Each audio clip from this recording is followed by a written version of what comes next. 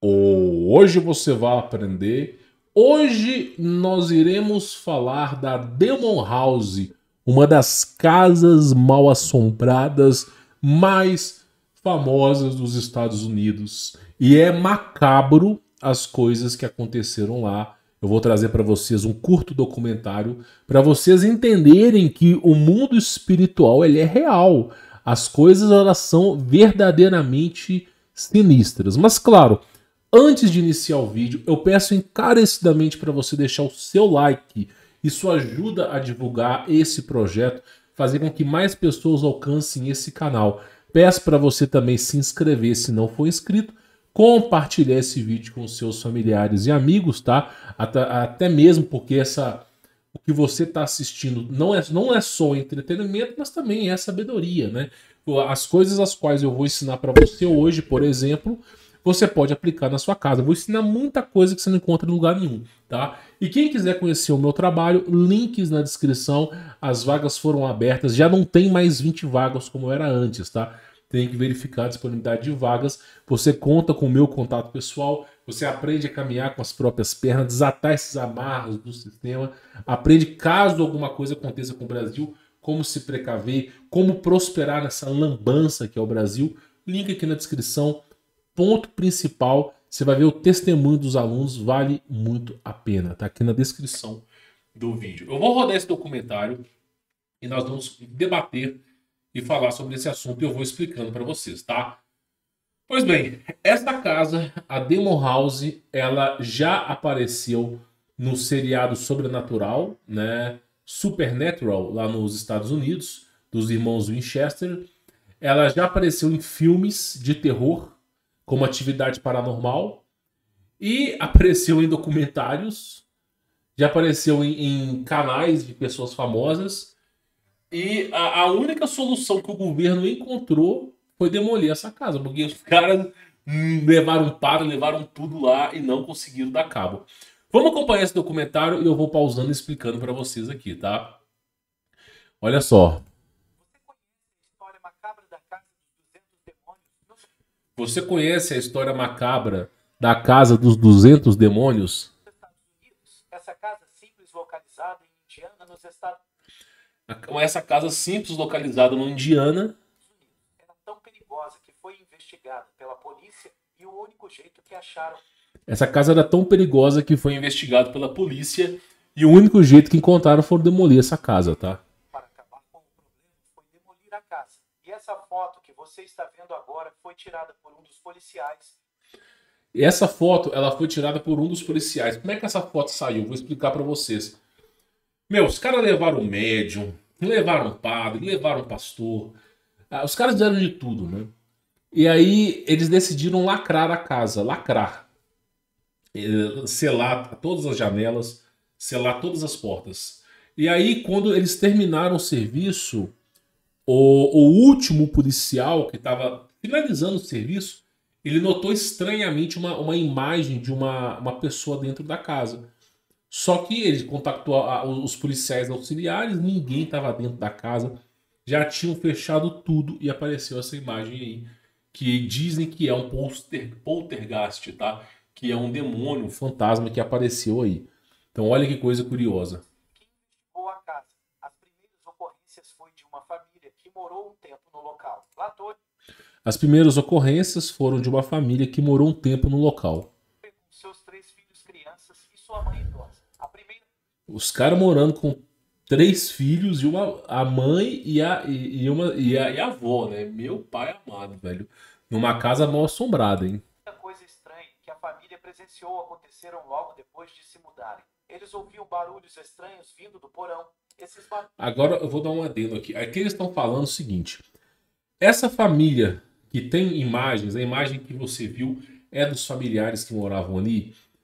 O que acontece? A primeira ocorrência de atividade paranormal nessa casa estava relacionada ao porão da casa, ao porão.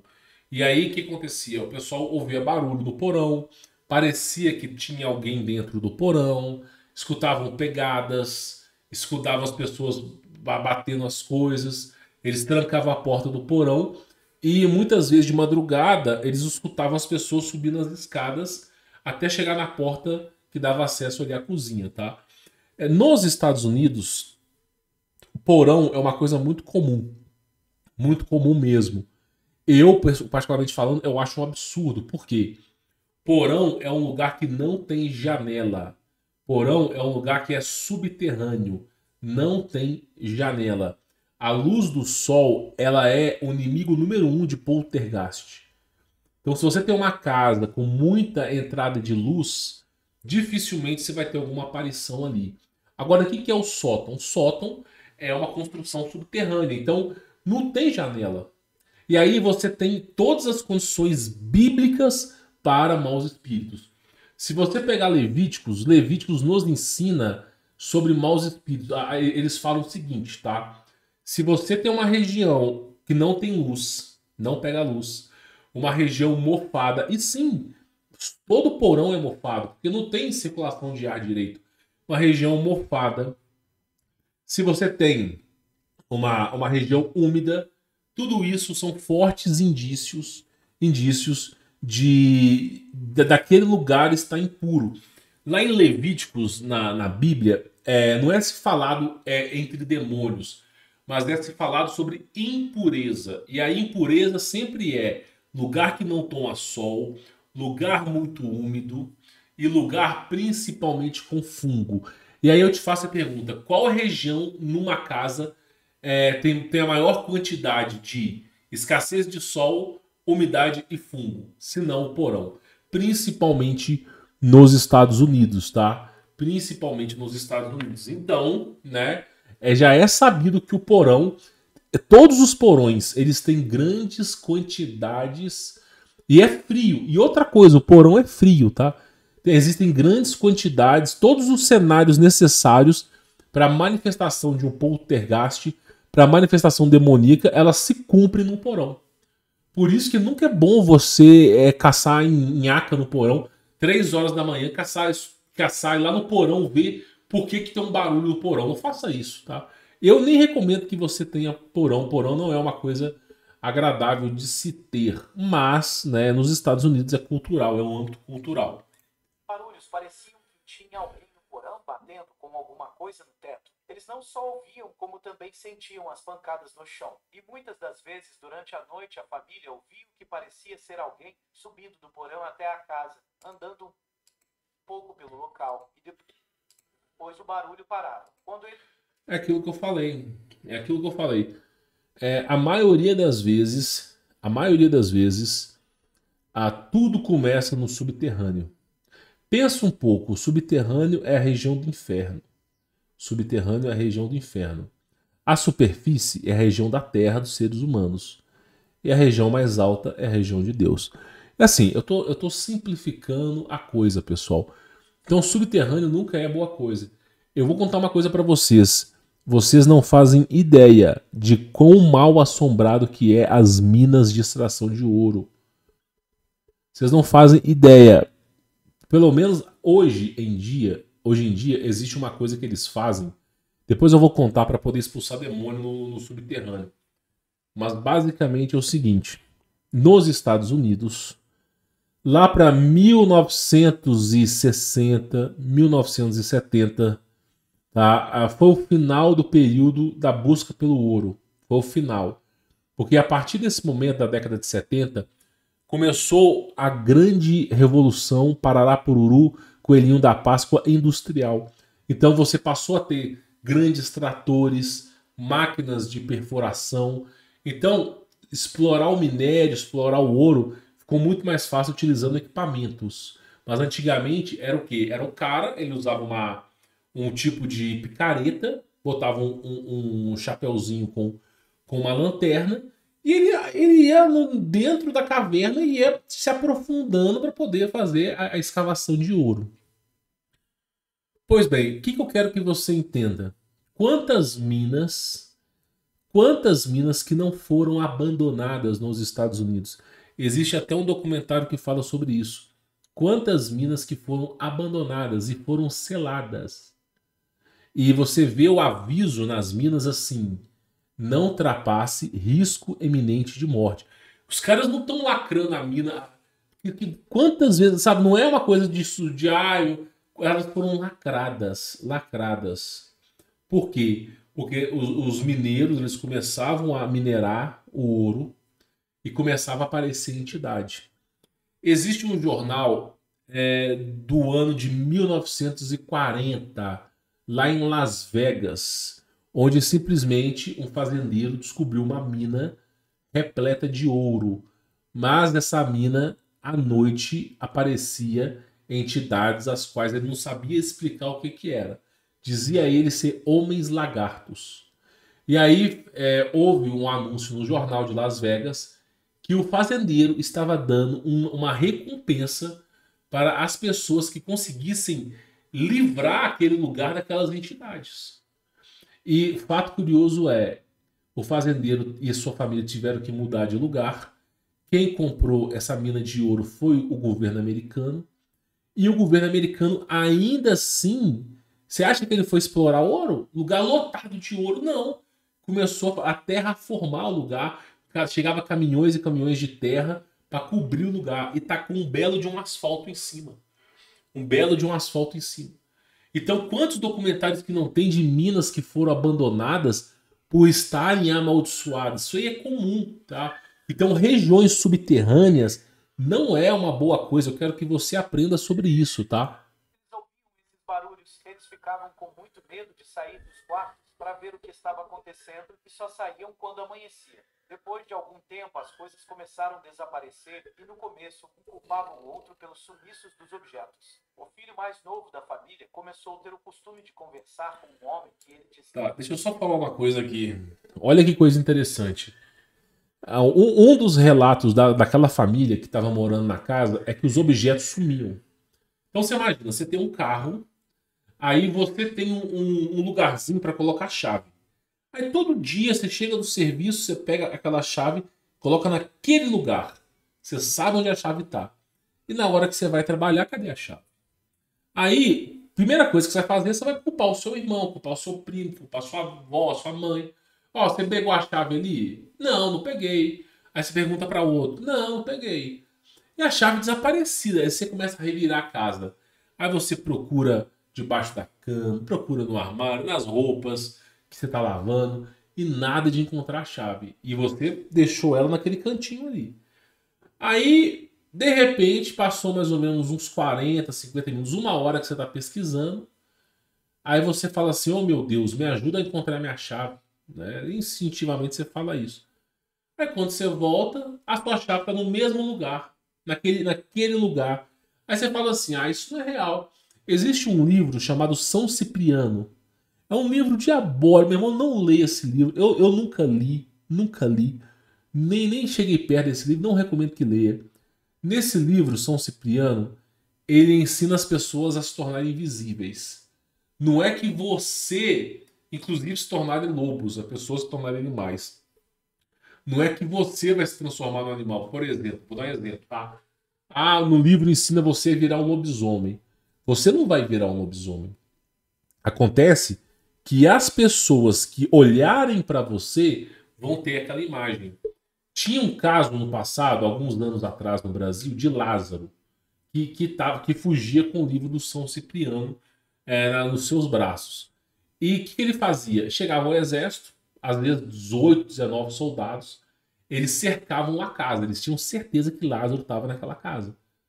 E de repente eles entravam na casa e não encontravam ninguém. E Lázaro fugia. E aí você tem relatos de pessoal do exército, pessoal falando, e ninguém encontrava o que era. E qual que é a questão? Esse livro torna você invisível, as pessoas não conseguem te encontrar. E aí, é claro, né, Lázaro teve um fim trágico, né? E aí o que acontece? Um dos relatos de entidades é o sumiço de coisas. Sumiço de coisas. Você vai lá, a sua blusa some, a chave do carro some. E aí, de repente, campeão, de repente, passa um dia ou dois, passa um tempo, a coisa volta a aparecer. Isso ocorre, já é um sinal de que a coisa está maligna. Agora, o que acontecia nessa casa era o tempo todo, tá? Está dentro do guarda-roupa dele. As outras... E aí, outra coisa, né? Tinha uma criança que falava que tinha um homem que vivia dentro do guarda-roupa dele, né? Inacreditável. Crianças mais velhas começaram a conversar entre si com uma voz muito grossa, como de um adulto, e ficavam rindo para o nada. E teve uma vez que a filha mais velha foi jogada de dentro do banheiro no corredor. Ainda foi arremessada do banheiro pro corredor, cara. A coisa ela é sinistra. Ela é sinistra. E aí tem uma foto da última família que morava nessa Demon House. Essa casa, ela apareceu em episódio de Sobrenatural, ela apareceu em filme, em documentário. Em dezembro de 2011, bem no inverno, a casa foi cercada por enormes moscas varejeiras. Olha pra tu ver. No meio do inverno, a casa foi cercada por moscas varejeiras. No meio do inverno, meu irmão. A casa ficou escura por fora devido a tantas moscas. A casa ficou escura por fora devido a tantas moscas. Nenhuma outra casa da vizinhança acontecia o mesmo. Nenhuma outra casa da vizinhança acontecia o mesmo. Muitas vezes a família acordava e encontravam pegadas molhadas pela casa. Muitas vezes os caras acordavam e encontravam pegadas molhadas na casa. Alguém tinha andado pela casa e depois desaparecido, pois as pegadas acabavam no meio do nada. Pegadas que acabavam no meio do nada. Chamou a polícia, mas os policiais começaram a desconfiar da própria Latoya. Mas depois de investigarem o porão, Eles chamaram a polícia. A polícia ela começou a fazer uma investigação. A primeira coisa que a polícia fez foi desconfiar dos moradores, né? Muitas vezes os caras querem fama, glória. Muitas vezes os caras têm um problema psicológico. Então a primeira coisa é de forma sensata, o policial estava desconfiando das pessoas. Só que aí os policiais foram investigar a casa. Aí eles viram o que era a casa. o cimento estava rachado e estufado, e poderia ser dali a origem dos acontecimentos bizarros. A família chamou um padre e uma médium. Essa médium disse que, quando entrava na casa, ela mal conseguia enxergar direito devido a tantas sombras que tinha. Os caras chamaram um padre, chamaram uma médium, e a médium não conseguia nem entrar na casa direito de tanto demônio, cara. De tanto demônio. Enxergava demônio por tudo quanto é lado. A família se mudou e a polícia, junto com o padre, continuou investigando a casa. Só que os policiais perceberam uma pegada enorme que A família se mudou e aí continuou a investigação, tanto pela questão do padre quanto da polícia.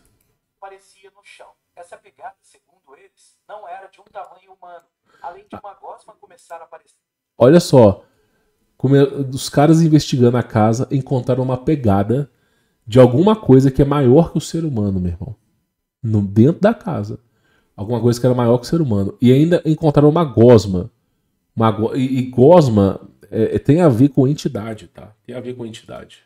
Nas janelas e na escada do porão. No final das investigações, quando todos os policiais já estavam fora do local e a casa estava toda trancada, No final da investigação, quando todo mundo estava fora da casa, a casa já estava lacrada, trancada, os policiais tirou essa foto. um dos policiais tirou essa foto aqui, ó.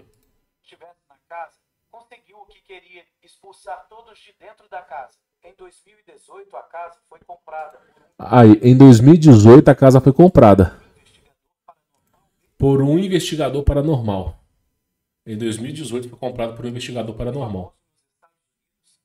Ele fez um documentário sobre essa casa. E depois de presenciar acontecimentos muito ruins, ele mandou demolir a casa.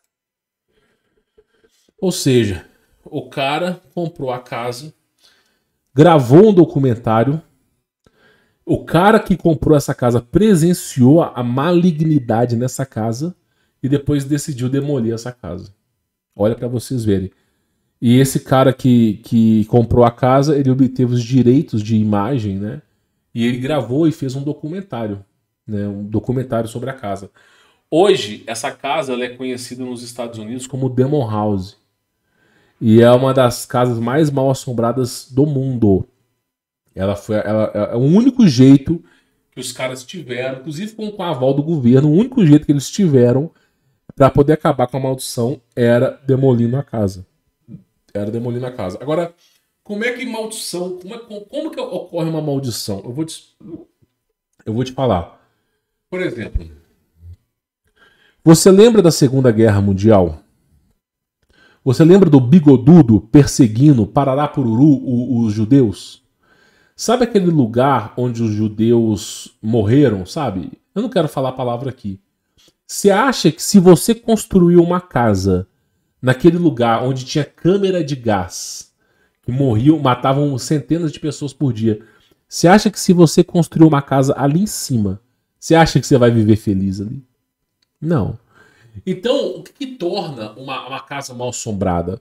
O que faz com que... Irmão, primeira coisa, o que torna a casa mal assombrada, na grande maioria das vezes, deixando isso aqui bem claro para vocês, é uma energia muito forte, é um sofrimento muito forte.